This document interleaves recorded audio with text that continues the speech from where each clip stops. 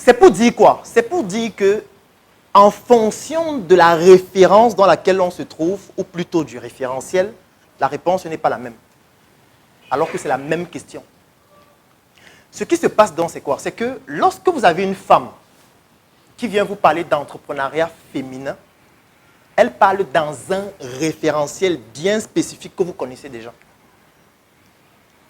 Qui est le vôtre, dans lequel vous avez grandi en fait.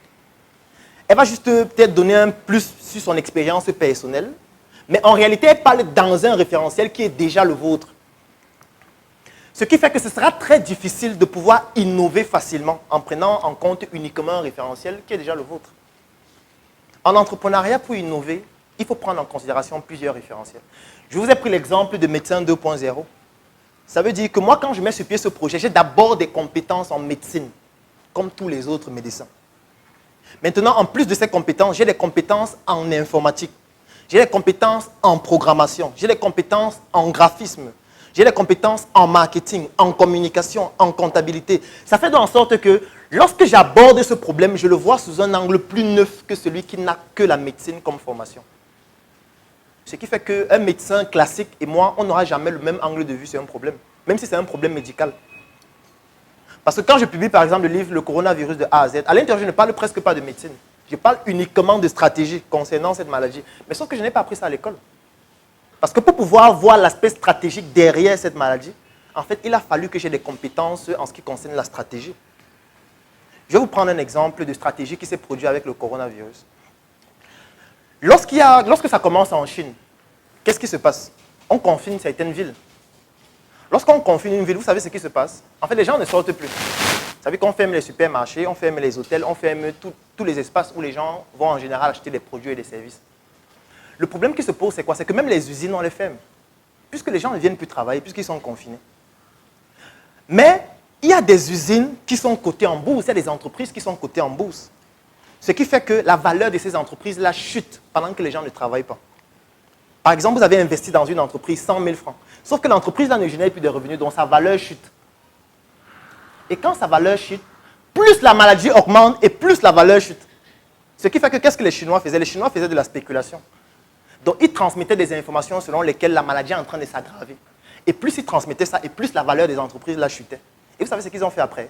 Ils ont racheté pratiquement toutes les entreprises des Occidentaux qui sont en Chine, à des prix symboliques. Et après, ils ont nationalisé les entreprises là. Et après, ils ont dit qu'ils ont gagné la maladie. Le président sort sans masque dans un hôpital, il dit que c'est bon, la maladie est finie. Sauf qu'ils ont déjà racheté toutes les entreprises des Occidentaux. Quand les Occidentaux se rendent compte de ça, il est tard. Ça, c'est une analyse stratégique. Quelqu'un qui n'a que fait médecine ne peut pas comprendre ça.